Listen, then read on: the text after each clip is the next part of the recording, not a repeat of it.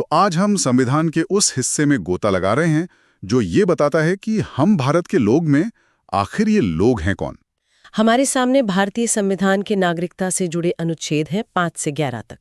और ये सिर्फ कानूनी धाराएं नहीं है। नहीं, बिल्कुल नहीं। ये उस कहानी की शुरुआत है कि एक भारतीय कौन है। और ये कहानी एक बहुत ही दिलचस्प मोड़ से शुरू होती है। हाँ, इन दस्तावेजों को पढ़कर जो सबसे बड़ी बात सामने आती है वो है संविधान और संसद के बीच शक्ति का एक सोचा समझा बंटवारा।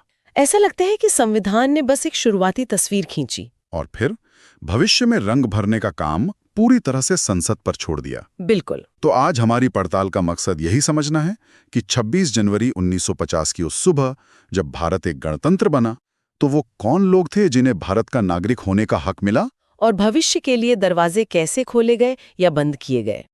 हम इसे एक कहानी की तरह समझेंगे। पहले देखेंगे कि उस दिन भारत में रहने वालों की क्या स्थिति थी, फिर विभाजन के जख्मों पर मरहम कैसे लगाया गया, और आखिर में भविष्य की चाबी संसद को कैसे सौंपी गई। तो चलिए शुरू करते हैं। चलिए। तो सबसे बड़े सवाल से शुरू करते हैं। 26 जनवरी 1950 को नागरिक कौन था? इसका जवाब हमें मिलता है अनुच्छेद 5 में। हाँ, अनुच्छेद 5 सबसे बुनियादी सवाल का जवाब देता है। इसके लिए 3 बहुत सीधी शर्तें थीं और किसी एक को ही पूरा करना काफी था। अच्छा, कौन सी शर्तें थीं? पहली, कि आपका जन्म भारत की धरती पर हुआ हो। ठीक है। दूसरी, अगर आपका नहीं तो आपके माता पिता में से किसी एक का जन्म भारत में हुआ हो। और तीसरी? और तीसरी शर्त ये थी कि अगर ये दोनों भी नहीं तो आप संविधान लागू होने से ठीक पहले कम से कम 5 साल से भारत में एक आम नागरिक की तरह रह रहे हों। तो ये परिभाषा तो काफी खुली और समावेशी लगती है। इसमें धर्म, जाति, भाषा ऐसा कोई जिक्र तो है ही नहीं। बिल्कुल नहीं। ये एक तरह की स्टेटस को वाली परिभाषा थी। जो जहां है और भारत से जुड़ा है वो नागरिक है। सही। संविधान बनाने वालों का इरादा साफ था। नागरिकता की बुनियाद पहचान पर नहीं बल्कि भारत की भूमि से जुड़ाव और निवास पर होगी। जैसे कोई शर्मा परिवार अगर 1945 से भारत के किसी गांव में रह रहा था तो 26 जनवरी 1950 को उन्हें कुछ भी करने की जरूरत नहीं थी। वो अपने आप नागरिक बन गए। हाँ, उस तीसरी शर्त के आधार पर। लेकिन ये तो हुई उस शांत तस्वीर की बात। असलियत तो कहीं ज्यादा उथल पुथल वाली थी। लाखों लोग सरहद के आर पार जा रहे थे। इस मानवीय त्रासदी को संविधान ने कैसे संभाला? यहीं पर संविधान का मानवीय और एक तरह से व्यवहारिक चेहरा सामने आता है अनुच्छेद 6 और 7 में। अच्छा। देखिए, संविधान निर्माता एक तरफ आजादी का जश्न मना रहे थे और दूसरी तरफ देश के बंटवारे का जख्म झेल रहे थे। अनुच्छेद 6 उन लोगों के लिए था जो अब पाकिस्तान कहलाने वाले इलाके से भारत आए थे। उनके लिए क्या शर्तें थी? क्या वो भी अपने आप नागरिक बन गए? हाँ, लेकिन एक कानूनी प्रक्रिया के तहत।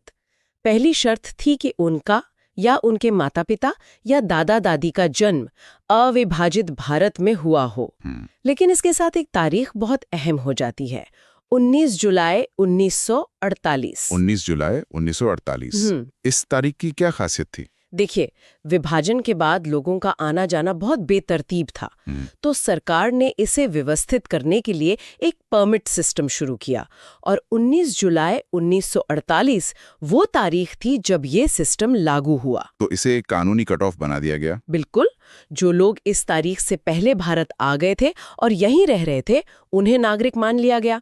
लेकिन जो इसके बाद आए उन्हें एक अधिकारी के पास जाकर रजिस्ट्रेशन कराना पड़ता था। अच्छा, तो एक औपचारिकता थी। हाँ, और उसके लिए उन्हें भारत में कम से कम 6 महीने रहना भी जरूरी था। तो अगर कोई मोहम्मद परिवार 1947 में लाहौर से अमृतसर आया तो वो उस कट ऑफ तारीख से पहले आ गए थे, इसलिए उन्हें आसानी से नागरिकता मिल गई। एकदम सही। लेकिन एक और भी ज्यादा जटिल स्थिति थी। उन लोगों का क्या जो पहले पाकिस्तान चले गए लेकिन फिर उन्हें एहसास हुआ कि उनका घर तो भारत में ही है और वो वापस लौटना चाहते थे। ये तो वाकई एक बहुत मुश्किल सिचुएशन रही होगी। क्या संविधान ने उनके लिए दरवाजे बंद कर दिए थे? नहीं, और यही अनुच्छेद 7 की खूबसूरती है। ये उन लोगों को एक मौका देता है। कैसे? जो लोग 1 मार्च 1947 के बाद भारत से पाकिस्तान चले गए थे लेकिन बाद में भारत लौट आए, उनके लिए भी एक रास्ता था। लेकिन यहाँ शर्तें थोड़ी सख्त थीं। क्या शर्त थी? उन्हें भारत सरकार से खास पुनर्स्थापन अनुमति यानी रीसेटलमेंट परमिट लेना पड़ता था। ये रीसेटलमेंट परमिट मतलब एक दूसरा मौका था। हाँ। एक लाइफलाइन थी उन परिवारों के लिए जो शायद जल्दबाजी में या मजबूरी में पाकिस्तान चले गए थे। ये परमिट मिलने के बाद उन्हें भी रजिस्ट्रेशन की प्रक्रिया से गुजरना होता था। तो मतलब संविधान ने गलतियों को सुधारने का रास्ता भी खुला रखा था। हाँ, लेकिन एक व्यवस्थित तरीके से। तो संविधान ने भारत में रहने वालों और विभाजन से प्रभावित लोगों की बात तो कर ली, लेकिन एक और भारत था जो समंदर पार बसता था। उनका क्या? उनके बारे में भी सोचा गया था। इसके लिए अनुच्छेद 8 बनाया गया। अच्छा। ये उन लोगों के लिए था जो भारत की भूमि पर नहीं थे, लेकिन जिनकी जड़ें अविभाजित भारत में थीं। शर्त ये थी कि उनका या उनके माता-पिता या दादा-दादी का जन्म भारत में हुआ हो। तो वो कैसे नागरिक बनते? वो जहां भी रह रहे थे वहां के भारतीय दूतावास या कॉन्सुलेट में जाकर खुद को भारतीय नागरिक के तौर पर रजिस्टर करा सकते थे। तो मतलब भारत से रिश्ता सिर्फ भूगोल से तय नहीं होता। अगर आपकी जड़ें यहाँ हैं तो आप जुड़ सकते हैं। हाँ, ये एक बहुत प्रैक्टिकल और दूर की सोच वाला कदम था। इसने भारत को अपनी वैश्विक डायस्पोरा से जोड़ने की नींव रखी। ठीक है, तो अब तक हमने ये समझ लिया कि 26 जनवरी 1950 को नागरिकता के क्लब में एंट्री कैसे मिली। अब बात करते हैं इस क्लब के नियमों की। क्या नागरिकता जा भी सकती? जा सकती है, और इस पर अनुच्छेद 9 बहुत ही स्पष्ट है।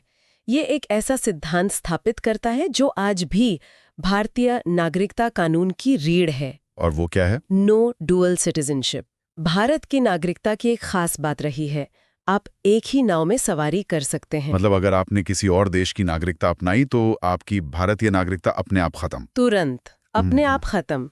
अनुच्छेद 9 कहता है कि अगर किसी भारतीय नागरिक ने स्वेच्छा से, अपनी मर्जी से किसी दूसरे देश की नागरिकता ले ली तो उसकी भारतीय नागरिकता उसी पल खत्म हो जाएगी। ये फैसला उस समय जरूरी समझा गया होगा। बहुत जरूरी। राष्ट्र निर्माण के उस दौर में ये जरूरी था कि नागरिक की निष्ठा पूरी तरह से एक ही देश के प्रति हो। ठीक है, ये तो हुई नागरिकता खत्म होने की बात। लेकिन अगर कोई दूसरे देश की नागरिकता नहीं लेता तो क्या उसकी नागरिकता पक्की है? इस पर अनुच्छेद 10 क्या कहता है? कि जो भी व्यक्ति इन पिछले अनुच्छेदों के तहत भारत का नागरिक है या माना गया है वो नागरिक बना रहेगा। लेकिन हाँ, इस वाक्य के अंत में एक बहुत बड़ा लेकिन है। और वो क्या है? वो है ये वाक्यांश, जब तक संसद कानून द्वारा कोई और प्रावधान न करे। ओ, तो ये है वो कैच। हाँ, ये एक बहुत शक्तिशाली वाक्य है। ये नागरिकता की गारंटी तो देता है, पर ये भी साफ कर देता है कि ये गारंटी एब्सोल्यूट नहीं है। अंतिम अधिकार संसद के हाथ में है। तो एक तरह से अनुच्छेद 10 अगले अनुच्छेद यानी 11 के लिए मंच तैयार करता है। बिल्कुल। और यहीं से वो संविधान और संसद की भूमिका का बंटवारा पूरी तरह साफ हो जाता है। तो अब हम आते हैं उस पावर हाउस पर, अनुच्छेद 11। ये इस पूरी कहानी का क्लाइमैक्स लगता है। ये क्लाइमैक्स ही है। अनुच्छेद 11 इस पूरे भाग का सार है, उसका निचोड़। ये क्या कहता है? ये साफ तौर पे कहता है कि नागरिकता हासिल करने, उसे अपनी मर्जी से छोड़ने या सरकार द्वारा किसी की नागरिकता छीनने से जुड़े सभी मामलों पर कानून बनाने का एकमात्र और पूरा अधिकार भारत की संसद के पास होगा। लेकिन नागरिकता जैसा बुनियादी अधिकार पूरी तरह से संसद के भरोसे छोड़ देना, इस पर उस समय कोई बहस हुई थी? बहुत बहस हुई थी, लेकिन अंत में सब इस नतीजे पर पहुंचे कि नागरिकता कोई पत्थर की लकीर नहीं हो सकती। मतलब ये एक डायनामिक कॉन्सेप्ट है। समाज बदलेगा, दुनिया बदलेगी और समय के साथ नियमों को बदलने की जरूरत पड़ेगी। उन्होंने ये काम भविष्य की चुनी हुई सरकारों यानी संसद पर छोड़ देना ही सही समझा। और इसी अधिकार का इस्तेमाल करके वो मशहूर कानून बना जिसके बारे में हम आज भी सुनते हैं। बिल्कुल। इसी अनुच्छेद 11 से मिली शक्ति का इस्तेमाल करके संसद ने 1955 में नागरिकता अधिनियम यानी सिटीजनशिप एक्ट बनाया। अच्छा। आज भारत में नागरिकता से जुड़े लगभग सभी मामले, चाहे वो जन्म से नागरिकता हो, वंश से हो, पंजीकरण से हो, वो सब इसी कानून और उसमें हुए संशोधनों से तय होते हैं। तो अगर इसे संक्षेप में समझें तो संविधान के अनुच्छेद 5 से 11 एक तरह से ओपनिंग बैलेंस थे। हाँ। उन्होंने सिर्फ ये तय किया कि 26 जनवरी 1950 को देश के नागरिक कौन है और भविष्य का पूरा खाता वही लिखने का काम संसद को सौंप दिया। एकदम सही, आपने इसे बहुत अच्छे से समेटा है। संविधान ने नींव रखी और संसद ने उस पर इमारत बनाई और आज भी उस इमारत में जरूरत के हिसाब से बदलाव करती है। आज की इस चर्चा से जो सबसे बड़ी बात सामने आती है वो ये है कि भारतीय संविधान के नागरिकता प्रावधान उस एक खास ऐतिहासिक पल के लिए थे। हाँ, भारत का एक राष्ट्र के रूप में जन्म और विभाजन की त्रासदी से निपटना, सही। ये एक बेहद व्यवहारिक और दूरदर्शी कदम था।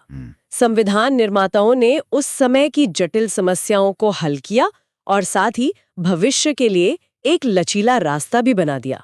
ये वाकई सोचने वाली बात है। उन्होंने उस समय के सवालों के जवाब दिए और भविष्य के सवालों के जवाब देने की जिम्मेदारी आने वाली पीढ़ियों पर यानी हम पर छोड़ दी। और यहीं पर ये चर्चा हमारे श्रोताओं के लिए एक महत्वपूर्ण सवाल छोड़ जाती है। क्या? संविधान ने नागरिकता की शुरुआती परिभाषा तो दे दी, लेकिन भविष्य के सभी नियम बनाने का अधिकार पूरी तरह से एक चुनी हुई राजनीतिक संस्था यानी संसद को क्यों सौंप दिया? ये नागरिकता की प्रकृति के बारे में क्या बताता है? क्या ये एक स्थायी मौलिक पहचान है या यह एक कानूनी व्यवस्था है जो समय, समाज और राजनीति की जरूरतों के साथ बदलती रहती है?